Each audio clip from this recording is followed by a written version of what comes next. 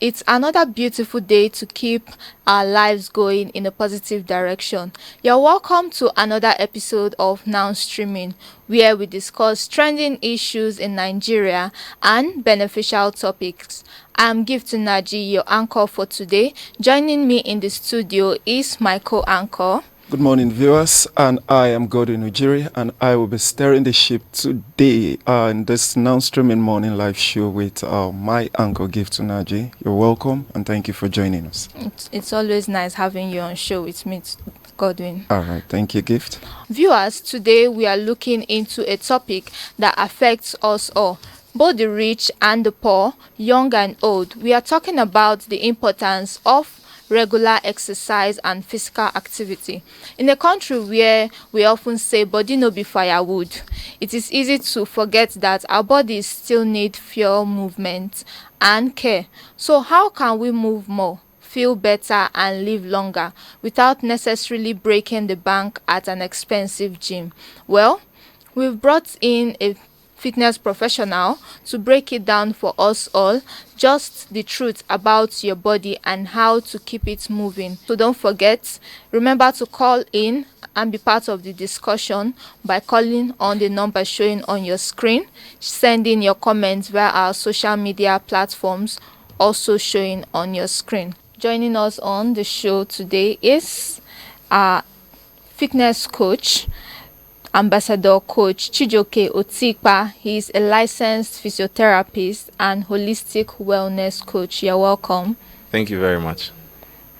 All right, viewers, we are looking into a topic that affects both the old and the young, the rich and the poor, the importance of regular exercise and physical activities. And like we've heard, we have someone who is here to break down the topic and give us insightful areas on how we can improve our lives with exercise.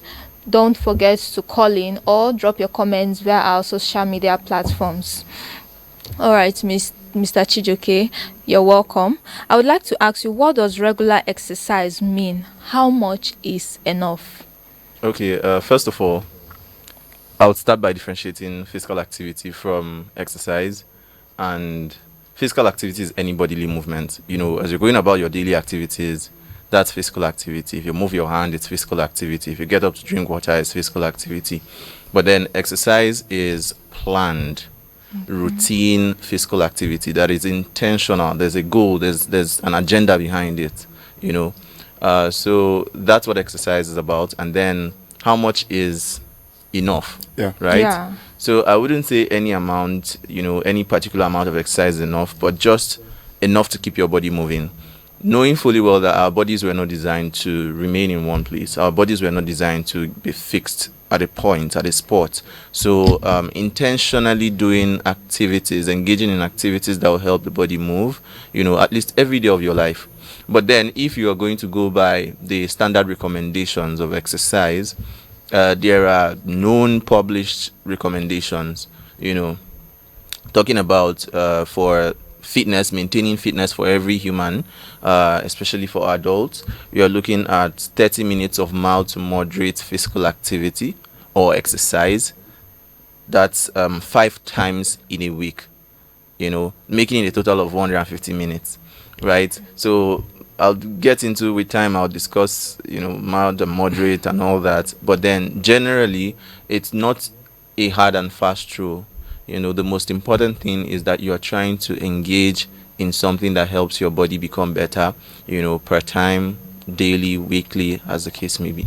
Okay. All right, Coach, just to come in now, given the question she just asked, and given the segment we just finished, our government has plunged us into this Oluwatreko in quotes. It's exactly what I had in mind. You get Oluwatreko attitude, and when you tell people to do exercise, they tell you, do you know how I trek daily? I virtually trek to navigate my way through life on a daily basis, and then they consider themselves fit to trek. So therefore, they are exercising. So just help tell our viewers, is that different? Could this also be seen as a form of exercising? Since you also made mention that exercise is intentional, this trekking, is it intentional? Okay, the thing is this. The answer to that question is not straightforward. I can say that trekking on its own is good for the body. Okay. You know, it's a good form of exercise. I think you shouldn't say this because the FCT minister presently is creating walkways. So that Nigerians in FCT or FCT city residents should start trekking. Okay, so yeah, somehow it's a good thing, you know, moving more. There are countries that you see their life expectancy is higher than most other countries, and if you check the kind of lifestyle that they live, and a good example will be Japan, you know, and some other Asian countries, you check somebody who is 60, 70, 80 is still walking around, you know, they're just moving around without even a walking aid, you know, and a lot of them, you see, they are not really so so conscious about getting cars or using scooters and all that. But there's a difference here. There's a very calculated difference in the sense that when you are trekking because you want to be fit, because you want to stay fit, it is different from when you are trekking because of Sakpa. Very different. When you are trekking because you don't have money, and then any car that passes, you just look at the car and be like, evil people, you know. You want to splash dry and sunny land. You want to splash water on me. That's why you are driving like this. You know, there's no water on the floor, but you're just angry. So there's a difference between the both of them. One, you know, let me put it this way: if you are wealthy and you are trekking, is exercise. Yeah. If you are poor and you are trekking, is suffering. No, you need to help us. Is it like a mental thing? So I don't mean because to. I don't the mean to. benefit is not It's same in the body. Good. Now the difference is this. Okay. Forget this one I just said. This wealthy and poor thing is No just. I'm just. You know. I'm just trying to be funny here. But then the difference is this: when you are trekking, what matters most is the state of mind while doing the activity. Okay. When you are exercising, you have in mind that you are trying to make your body better. Yeah. You have in mind that you are accomplishing something. But then when you are trekking, When can I you know, reach home? and you are angry, everything is, the heart is born. It's no longer vitamin D. This one is vitamin S, vitamin suffering. You know, so everything is annoying to you. You know, and your body, what your body releases at that point, depending on the type, the intensity, you know, the nature and the situation, the condition of the trekking, what your body is going to be releasing if you are suffering is cortisol, is stress hormones, Okay. adrenaline. You are going to be angry and agitated. That's why if you see somebody that treks too much, don't look for their trouble. Wow. You know. But then when you are intentionally engaging in exercise or physical activity that you enjoy and love, what your body produces are feel good hormones, oxytocin, you know, dopamine, serotonin. These are the body's, yes, the body's natural pain relievers. You know, they make you feel good. You are happy, you are younger. You understand? So that's where the difference lies. Okay. Yes. Okay. Viewers, don't forget to call in to ask your question. We have an expert over here to break down all it takes to live a very healthy life through exercise. All right. I would like to also ask you, why is physical exercise so important in our daily lives, especially in Nigeria, where the stress level is so much? It has increased, even in terms of mental reasoning. How can I increase source of livelihood? How can I get to this place on this budget transport? It's just a whole lot. Why is it important to engage in exercise? I would say this: exercise is very important for many reasons. If you start looking at the different categories, the different types of exercise that you can indulge in or engage in, one is longevity. Okay. I've already cited Japan as an example, Yes. Yeah. where a vast majority of the older population, you know, tend to live longer and healthier and stronger because they are almost always physically active. Two is exercise helps to develop the body generally, so it has an effect on almost in all of the systems of the body. So the immune system can get stronger with exercise, the musculoskeletal system, the muscle, the bone, the ligaments, the tendons. Now the more you do exercise, whether that exercise is not really so strenuous, the more you work out, the more you take walks, the more you move around, the more you go swimming or whatever, your body responds to it by developing to adapt to stress.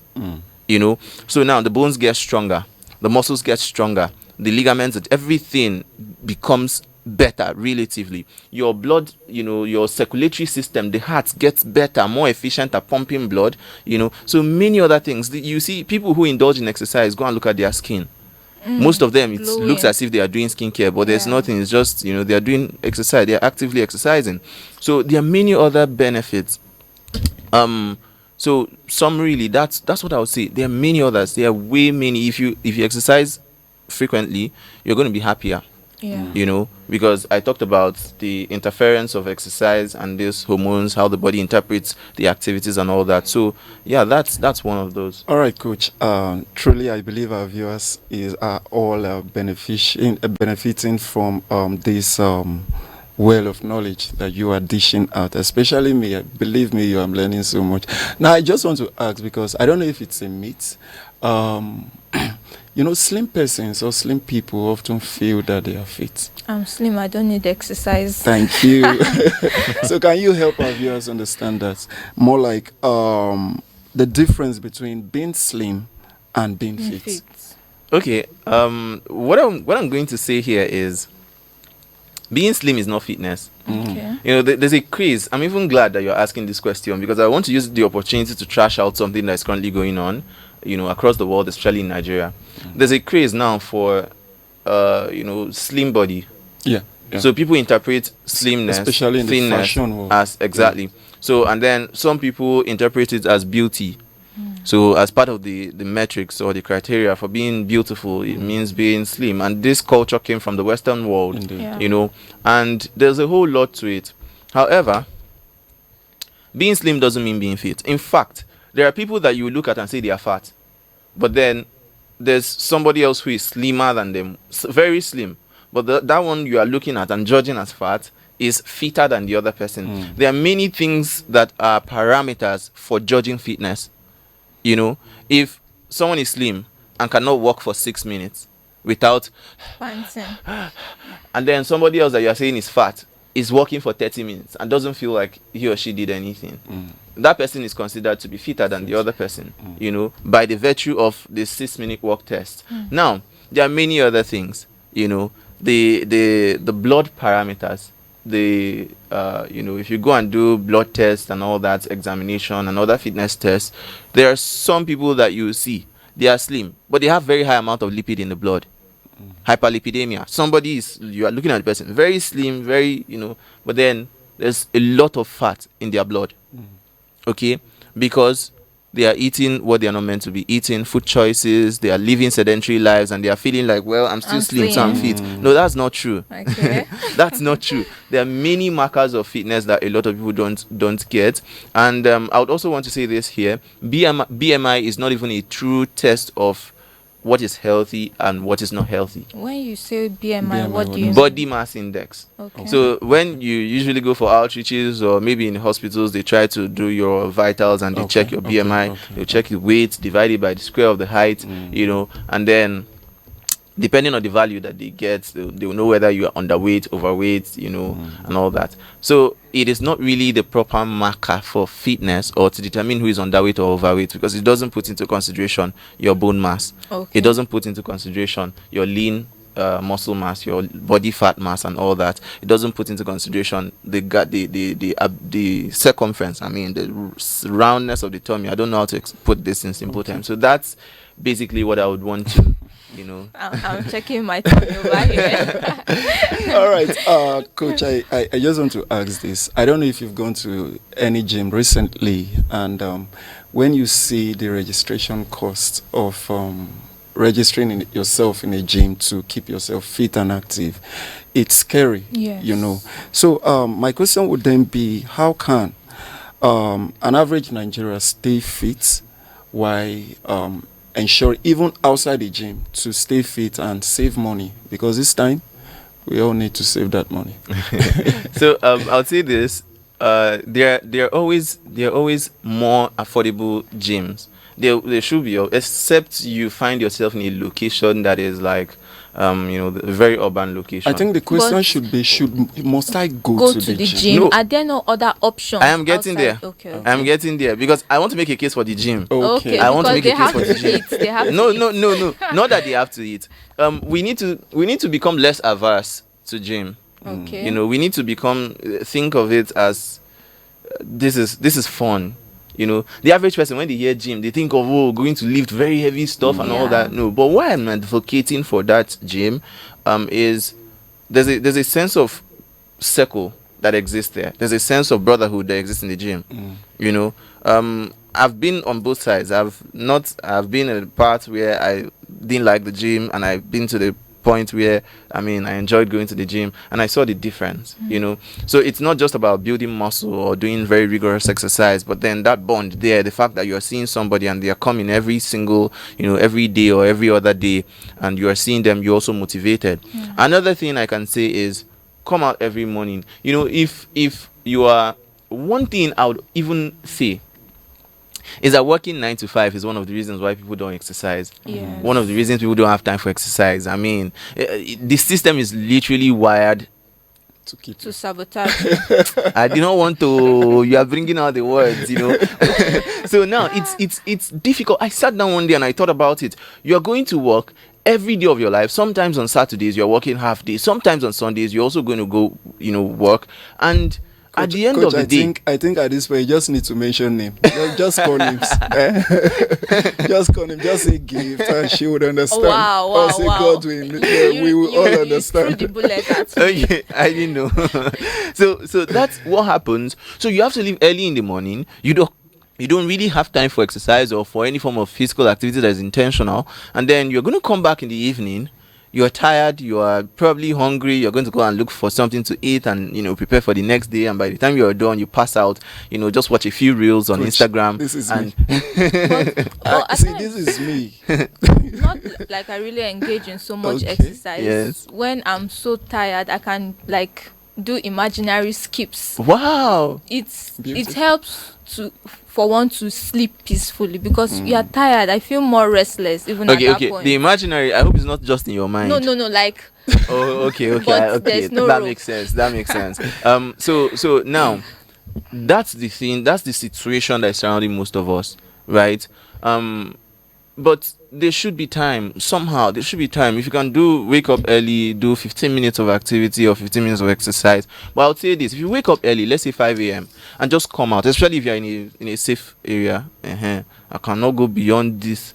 But if you're in a safe area, you can all come out in the understand. morning, and you will definitely see people walking up and down. Tag along with somebody. Just follow them. Oh, good morning. Put on your shoes. Dress up. Kit up. Good morning. Where are you? How are you doing it? Okay. Do you come out every morning? Yeah. You've made a friend. Next thing you make another one, and then every morning just come out and walk. Even if, remember, I said 30 minutes of mild to moderate physical activity, and walking is a perfect example. Even if that's what you do to maintain cardiovascular fitness, to maintain the strength of your muscles and all that, that's okay. Then if you don't have the time at all, which is where Yes. you were going, if you don't have the time at all, right, for all those things, maybe your mother, you wake up, there are 2 children crying, you're giving milk and all that. Good. If you don't have the time, you can try to to borrow exercise and plant it into your daily lifestyle. Can Okay. you expatiate more on Yes. What I mean is, you can try to break the sedentary cycle. You can try to, what I mean by sedentary, this attitude of Sitting. sitting too much or being in one place, like they planted you there, right? You're playing video games, you're watching television series and all that, you're working on your system. That's one that's trending now, Tech Boy and Sister in Tech, Yeah. all those things, right? So if you can intentionally break that cycle and just do something that you enjoy, it does not have to be planned, it doesn't have to be scheduled, it doesn't have to be specific. It can just be while working here, you decide that you will get up and walk around this table 3 times. It becomes a ritual for you. Okay. This is very important because being a physiotherapist, a vast majority of the cases that I see are cases that are related to posture and sedentariness. Okay. So you see younger people now are coming down with neck pain and back pain. Yes. Because every time on the system, that's how they they do what they do. And then a lot of them are not moving around. They are not doing any kind of exercise. And let me also mention this very important factor. There's a risk. When we talk about benefits of exercise, we talk about the benefits and it sounds nice. We should also talk the risk of not indulging in exercise and physical activity. Okay. One of them being sarcopenia and osteopenia. Sarcopenia, loss of muscle mass. The muscle begins to break down. And for a lot of people over the age of 30, that process starts. So if you are not intentionally trying to build up the muscles, particularly what we call the quadriceps muscles, the thigh muscles, the muscles of the thigh that are in the front, Okay. if you're not intentionally actively trying to strengthen certain muscles in your body, if anything happens and maybe you are going to be in a hospital or admitted in a hospital for any reason and all that beyond maybe 1 week or 2 weeks, you'll be shocked how fast those muscle tissues will deteriorate, how fast they will break down. This is one of the reasons a lot of older people fall a lot. A lot of older people cannot even get up from the chair. They need support. They need a lot of assistance as they get older.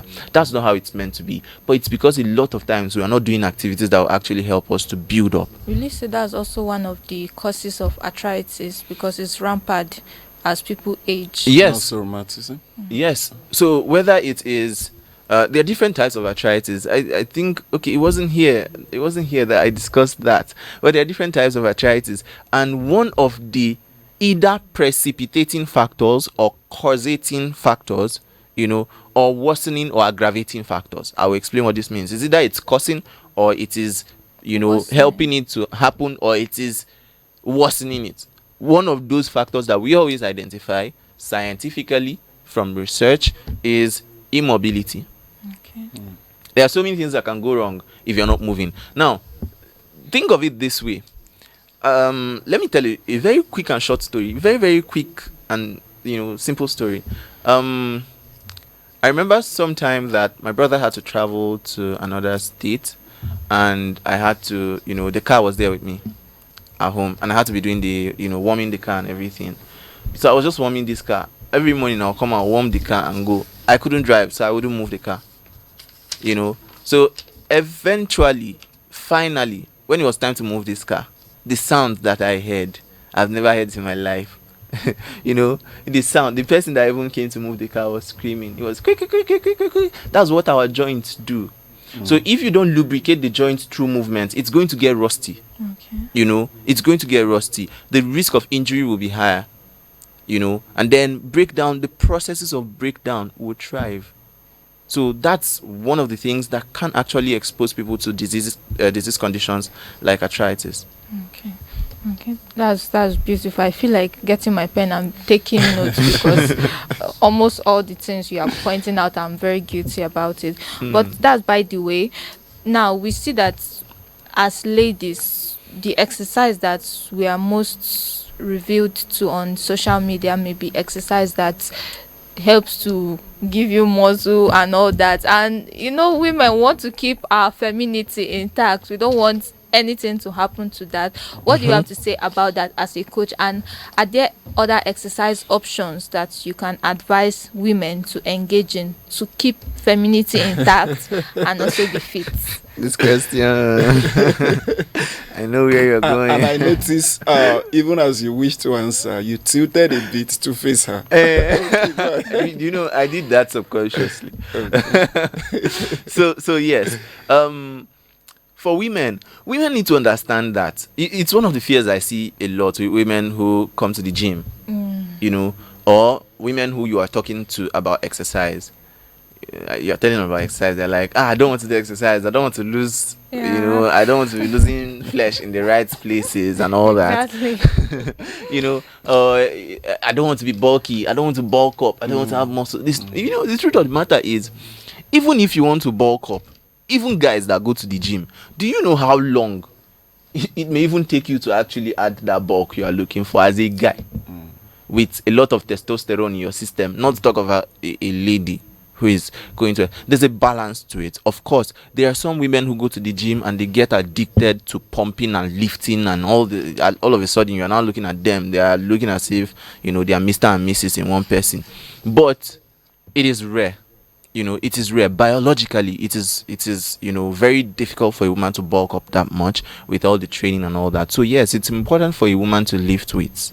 It's important for everybody to lift, weights, to engage in weight training of any kind, whether it's deadlifts or push-ups or whatever, depending. And that's why it's important to work with an experienced coach. So you don't have to be afraid that you are going to bulk up and lose your femininity and all that. In fact, for a lot of ladies, exercise helps to do something, whether it's weight training or aerobic training. It helps to do something, and that's burn fat. Okay. Now, what happens is, most of the places where fat gathers in the body, right, especially around the tummy, and when you are doing exercise, it's not that it's going to selectively target that part. People that will tell you, oh, come and do exercise to burn belly fat, that's a lie. You are burning fat from all the parts of your body. So if that is happening, what's going to be happening eventually is what we call sculpting. So you see some ladies that they start looking prettier when they start going to the gym. Yeah, Really? I've Yes. noticed that. So all of a sudden they are now looking more, more well designed, the way God made them. So that's what I would like to say for now. Don't be afraid of actually indulging in exercise and going to the gym. All right. Thank you so much, Coach. Just to ask now, because you spoke so much about the elderly and the rest, and there's this fear the elderly have to say, gymming is not my thing. It's for the younger ones. So I now want to ask, at what age should anyone take physical fitness seriously? I would say from the age of 1. From the age of 1. Wow. Why is that? We talk about elderly, we talk about adults. We're also neglecting children, even babies. They deserve that play for emotional connection. They deserve that movement. Okay. If you bring a baby and you tie one hand, just tie one hand for a week. Tie that hand when the baby is born. Tie it for a week. I'm not saying you should go and do this experiment. I'm not saying. But if you tie it for a week, after 1 week, if you release that bandage or whatever you used to tie it, you'll find out that hand may not move So for a while. That's true. Yes. Why? The brain does not recognize muscle. It recognizes movement. Wow. Yes. So there's a pattern of movement that the brain recognizes to know that this is a living part of me, is a living part of the body. So now, if you are not getting enough movement, it's the same thing that's going to be happening. Now, for a child, there's a standard recommendation, and that's 1 hour of play, 1 hour of fun physical activity every day of the week. They should get 1 hour. That's So one. now, coming to adults, coming to elderly, they shouldn't be afraid. The thing is, you need to be guided, no matter what the age is. You need to be guided. It's not, it doesn't mean they should now go to the gym and start lifting 50 kg or lifting 50 kg bags of rice and all that. There's physical activity for everyone. There's exercise for everyone. Even now, churches can tap into this and start organizing group aerobic sessions for different age categories. We had such an experience and it was really amazing. So there's something for everyone, even if it is walking. Papa, come, let's walk. Let's take long walk. Let's just walk around. If you get tired, you'll sit. At every stage, it is really pivotal. It's crucial for every human being to engage in physical activity and exercise, as the case may be.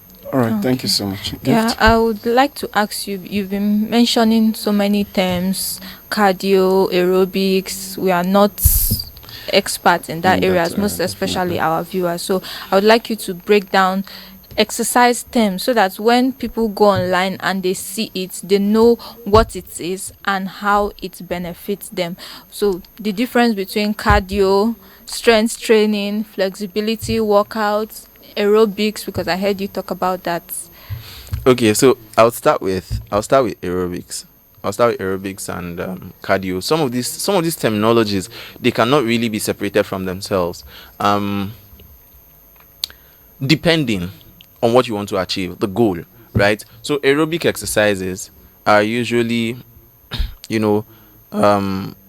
the cardios, the walking, the swimming, the running, most of the time, what you used to know what is aerobic. There are exercises that you can do, and you can still communicate with people. Okay. So if we are jogging, I can be talking with you. Yeah. Okay. You know, if we are walking, taking walk or doing brisk walking faster, trying to walk faster, increase our pace and stride and the, forget stride length. So increase our pace. I can still be communicating with you and you can hear what I'm saying. The moment it gets beyond that to a point where you can hardly understand what I'm trying to communicate, we have entered another type, and that's anaerobic. Okay. And the whole terminology, it's about how the body converts energy and utilizes oxygen for energy production for that particular activity.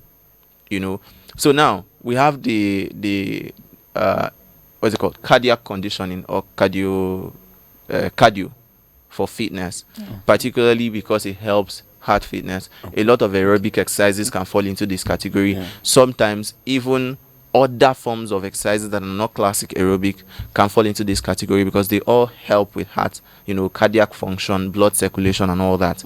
Now, these ones are usually on the mild to moderate categories. Aerobic and cardio, usually in the mild to moderate categories. Now, strength training is where we start pushing into the anaerobic. You need to utilize the oxygen available to generate a lot of force, a lot of energy to do that particular activity in an instant of time. So it could be even running too. Sprint running is different from marathon. At different phases of a marathon, there's a lot of conversions. That one is advanced. I won't want to start talking about it now. But then, like I was saying, there's strength training. There are different types of strength training. You can train for endurance, you can train for power. Okay? And strength training can involve weight training, weight lifting. This is when you are not trying to intentionally build muscle mass. And there's no way you can build muscle mass without loading the muscle. There's no way muscles can grow. It's called muscle hypertrophy. There's no way that hypertrophy can happen if you do not progressively overload. If you do not intentionally keep increasing the amount of weight that muscle is bearing. By increasing that load, the muscle will keep trying to adapt to heavier weights. And that's how the muscle expands. That's how the muscle grows. There are a lot of principles behind it, but this is just a simple breakdown of what it is. So depending on what you want to do, you can start lifting maybe 5 kgs or 6 kg or 10 kg, whatever, and then you gradually increase depending on the number of all these sets and repetitions and frequency, all those ones. I wouldn't have the time to start breaking them down, but I just believe that I've laid a very good foundation for it. Okay, taking it up from starting gradually, there are so many fitness apps out there, even on our phones. You can say, okay, do this for 10 minutes, do this. Do you advise us with the little time? Yes, with the little training? time we have. Okay, let me just plug in a whole lot of phone. fitness app. Okay, so I would say this. I can wake up this morning and create a fitness app and put it out there. So yes, I would advocate for things like that, but I also tell people to be careful. You don't know who is doing it. There are people who are not experienced fitness coaches. They didn't go. They don't have the fundamental understanding of exercise. They know nothing about exercise. They know nothing about human biology. They know nothing about the physiology behind exercise and the metabolic demands of certain exercise. Exercise programs, and they can go and collaborate with a tech person, or they can do it themselves and just put something out there that can endanger people's lives. So before you try anything, you have to check your fitness parameters, your fitness metrics, your own body. How can your body adapt to certain exercise demands? So now it means checking your fitness level, testing everything that needs to be tested. So in other words, if I understand you, it's like saying before I engage in any fitness activity, I should be able to know what my body needs. Exactly. And how to adapt exactly. to this fitness exactly. Okay. And if you have a known medical condition, it's important to consult your doctor first. to rule out or to tell you what you need to be cautious of, right? And then it's also very, very, very important to consult a physiotherapist, to work within your available fitness parameters and give you exercises that are fitting to you, individualized exercise prescription. Now, for getting started, even if you don't consult anybody, if you're using an app or whatever, I'm still skeptical about the whole app thing. Just be careful. Go and read up. If you're going to use any app, go to Play Store, read the reviews, go and look out the owners of that app, the producers of the app. Go online, read whatever you can find, ensure that there are medical people in the board, whether it's a doctor, an orthopedist, or a physiotherapist or whatever. Ensure that there are medical people who are part of those people producing the exercise programs. Why? Somebody can have back pain and go to an app that says exercises for back pain. Because they don't know the kind of back pain that they have, they will go and do exercise that will worsen that pain and cause more harm. Exercise is good, but the wrong kind of exercise can damage people. I've seen people get injured at the gym for doing the wrong programs. But unfortunately, I'm not the one that owns the place. So that's it. All right. For starters, what are those common mistakes you would say people do, especially when it comes to their fitness journey? Number one, going to the gym and out of pressure, you are trying to impress somebody, especially guys that want to impress ladies. I had a friend that he went to the gym and was complaining of so much pain. You went day one and you did a lot of exercise. I said, why don't you start small? This is your first day. Start small. The thing is, did he tell you he was trying to impress someone? No, he didn't actually, but he complained of so much pain. I have to call him out. Sorry, coach. So in fact, a lot of mistakes are coming to my head. I wish I could just quickly scribble it down. Number one, in fact, just help me hold this one. Number one is what did I say? You want to impress the ladies. Trying to impress someone, not necessarily the ladies. Don't do this. Even some ladies want to impress guys. Yes. They're going to carry something that is bigger than them. So now, that's number one. Number two, the kind of, this is not just the gym now, but number two, no pain, no gain. Just hold it for me. Okay. I'll discuss it. Then, which other one? Number three, I'll talk about dietary demands. Okay. Nutritional demands. So I'll start with this number three. Some people go to the gym and they're working out consistently. They're working out. Number four, you hold this number four again. So you're holding two. Yeah. Number four is over-exercising. Okay. Over-exercising. So I was talking about nutritional demands. There are certain kinds of foods that you should be eating if you are working out, depending on the goal of the exercise. If you're working out to build muscle mass, you must increase your dietary protein intake. Number five mistake people make is the use of additives, use of performance enhancers. Yes, anabolic steroids. So that's also very deadly. Can a lot. So now, if you are working out consistently, you need to be able see if you are doing exercise that is intense, you need to be able to buy food and eat. I'll say this in a very simple way. You should be eating food. You should be eating well. Because if you're not eating well, your body is going to burn and burn and burn. It will not see what to burn again. It will now start burning your muscles. This is classic. There are some people that because they want to lose weight, they're always exercising and starving themselves.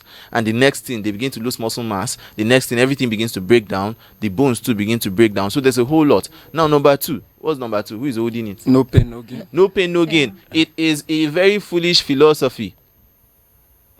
No pain, no gain. Oh, be doing it. Now there is pain. Now that there is pain, that's when you are doing it right. You go to some gyms and that's the mindset that they have. And that's what the difference is between someone who just lifted a few kgs and calls himself a fitness coach and a physiotherapist.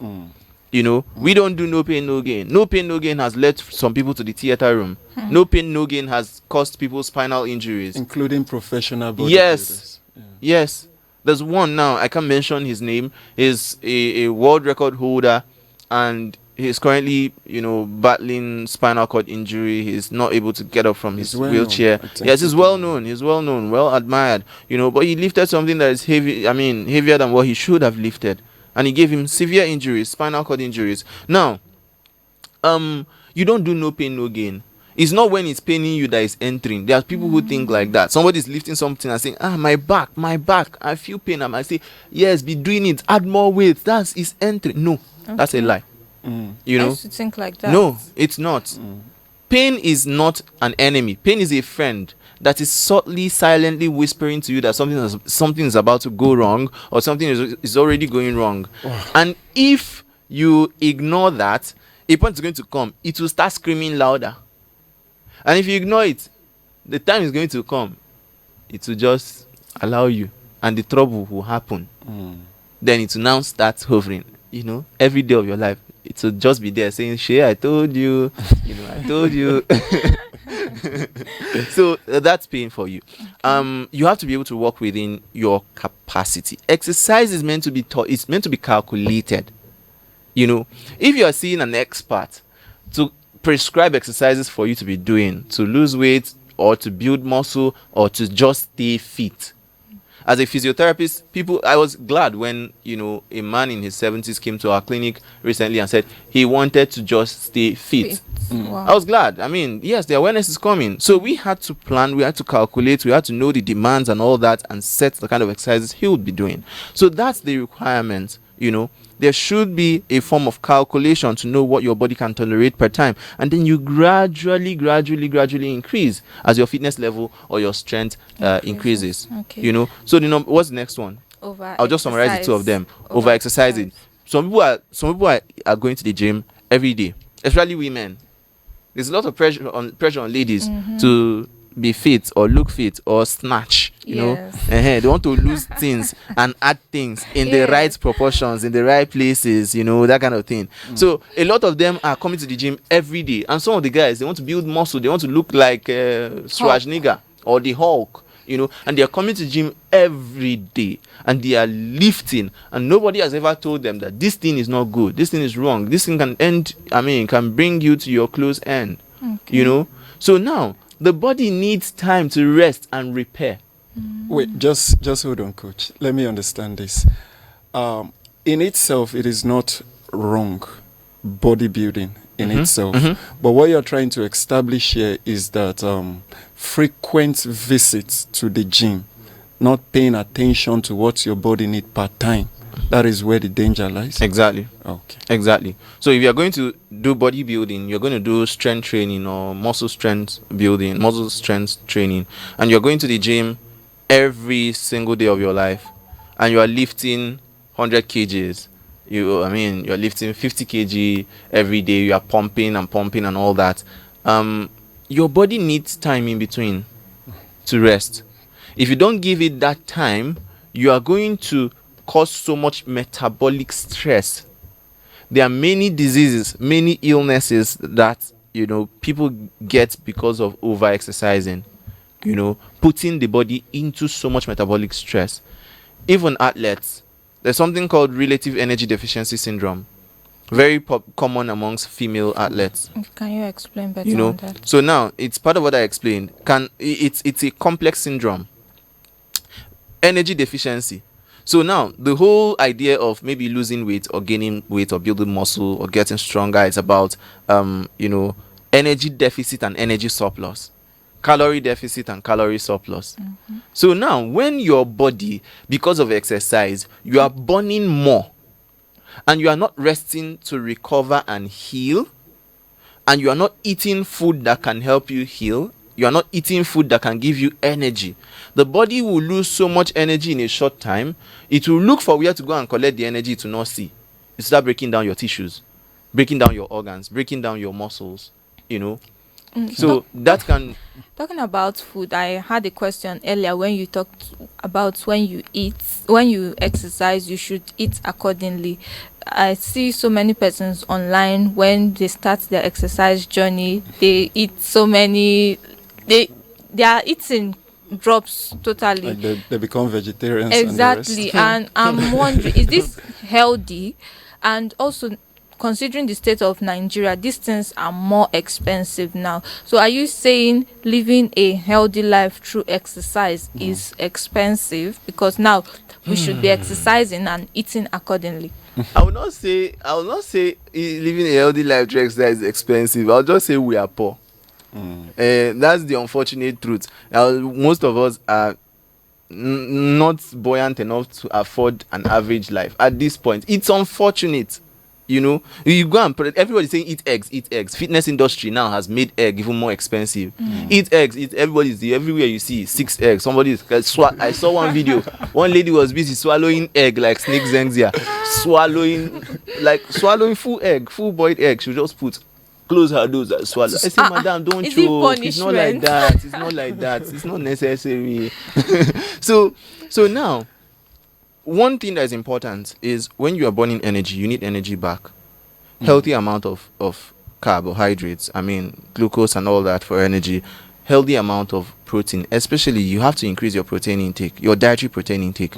And even if you're a vegetarian, like you said, there are still plant-based proteins, that you have to definitely intentionally add to your diet. So if that is not in place, protein is like the body's repair food.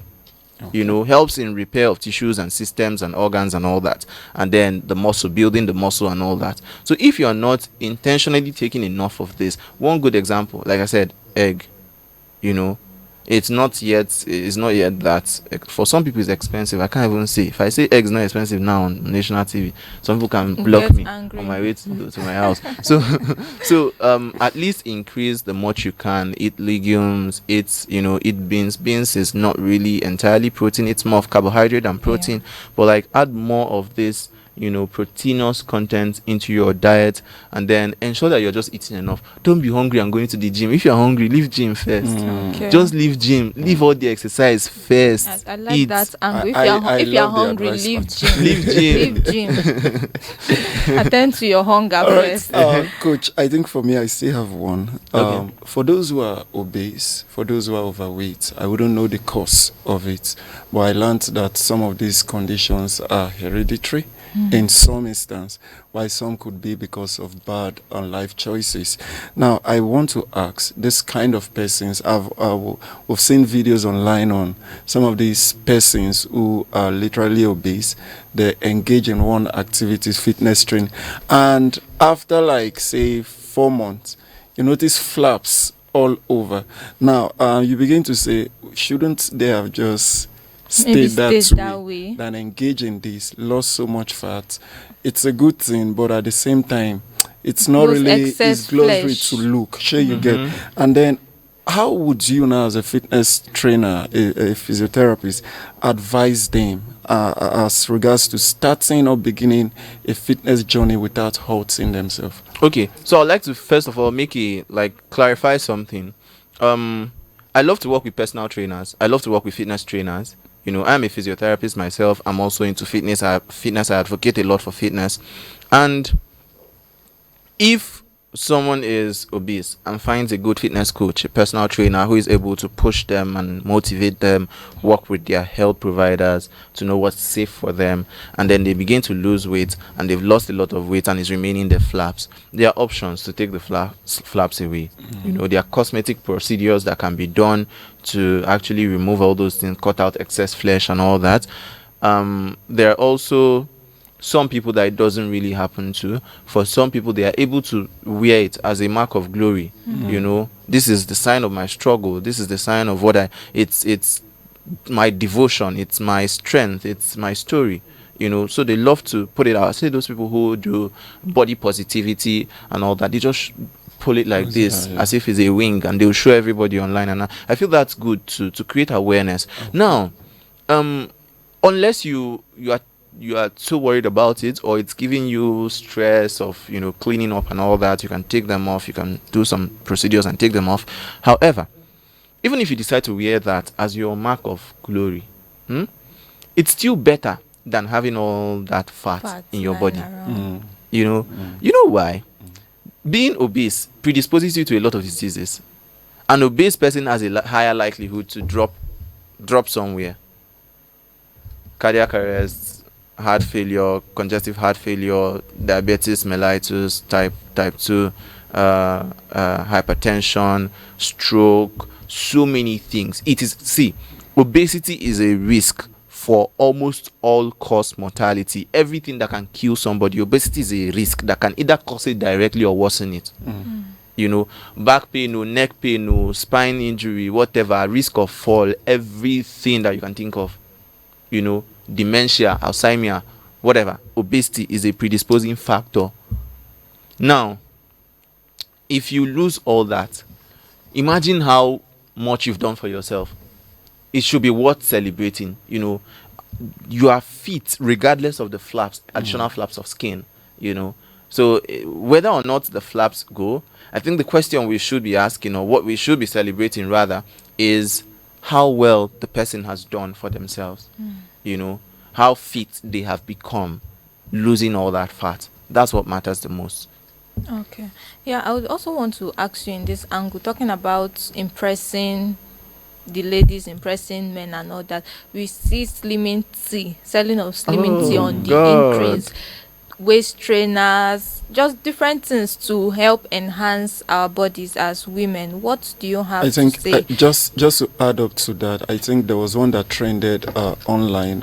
This actor, is it Messi? What was her name again? Messi Johnson.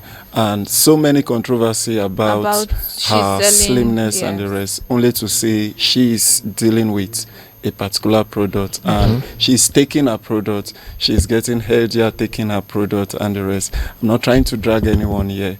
What is your take, medically speaking? Okay, so I love Messi Johnson Okoji. Okay. I love Messi Johnson Okoji.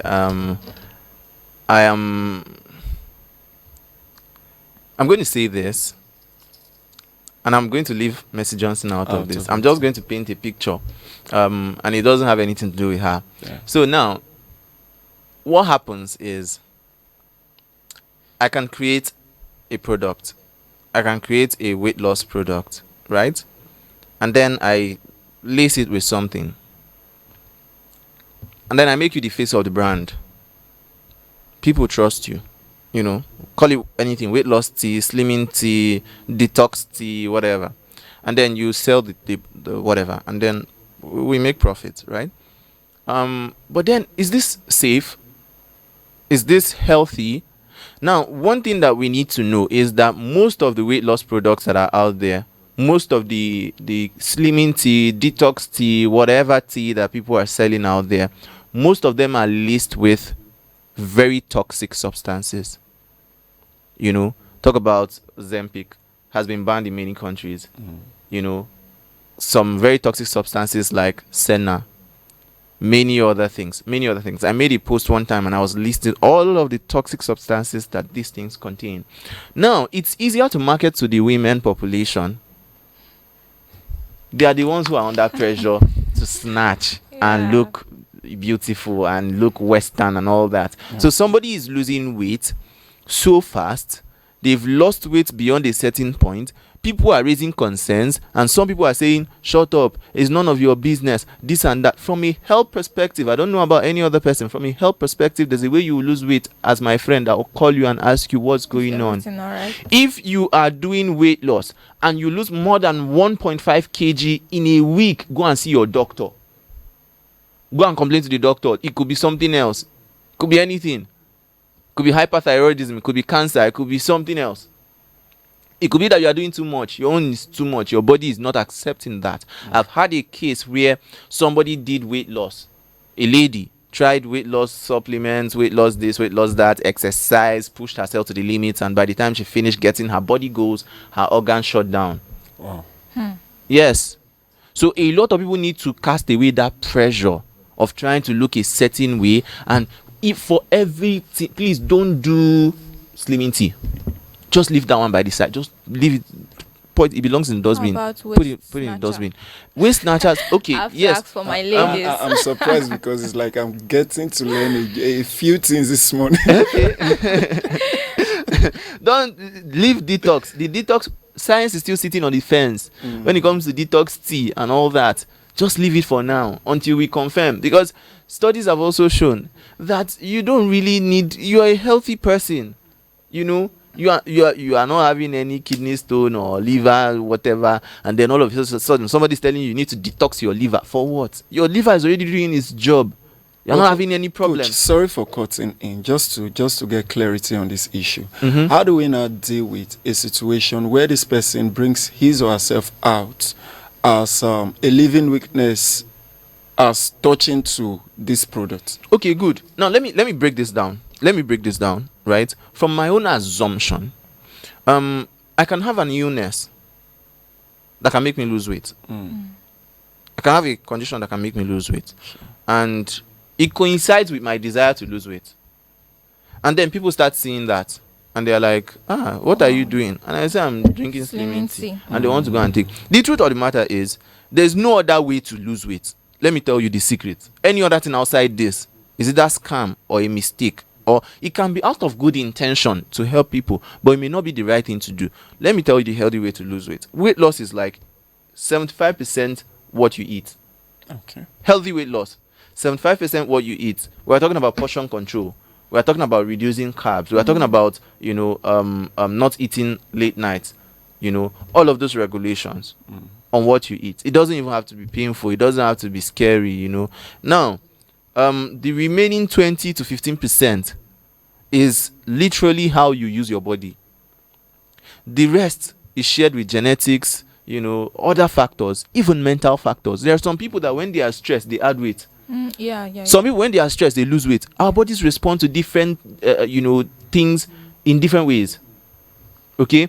Now, on the other hand, when I come out and front myself and maybe I'm just hungry, maybe it's hunger, I've not seen food to eat and I lose weight, and somebody tells me, market this thing. You look very fine. At some point, I don't know if you've noticed this, at some point of your life, people are going to be looking at you and they're worrying, are you okay? Like, you're losing weight too, and you did not fall ill, nothing, but you shall know that for the past 3 weeks, it's get as your salary take go. It just come, go, Okay. And you don't know how to explain it to the person. So if at that point you now tell the person, there's one slimming tea I'm using, they will buy it, but they don't know it's hunger, it's aqua that is actually slimming you down. So now people should stop being under pressure. It's not a safe option. It's not a safe way. I can say this anywhere. Slimming tea is not a safe way to lose weight. Even if an angel appears and says, take slimming tea and take this slimming tea, and be careful whatever you are looking at. No matter who the celebrity is, no matter how much you love them or trust them, even if it's your pastor that tells you, or your prophet or your bishop or your reverend father that tells you, I'm taking slimming tea and that's what has taken down my tummy. It may be anything. They may not even be aware. It may be cancer. It may be anything. So if you're looking at somebody, person moves from this to this in 2 weeks, please run. It's not healthy. It doesn't look healthy. Okay, just in few seconds, can you share your last words on this topic with our viewers? Okay, my last words. Exercise is very important. Reducing all-cause mortality, reducing the risk of everything that can kill. Exercise makes you stronger.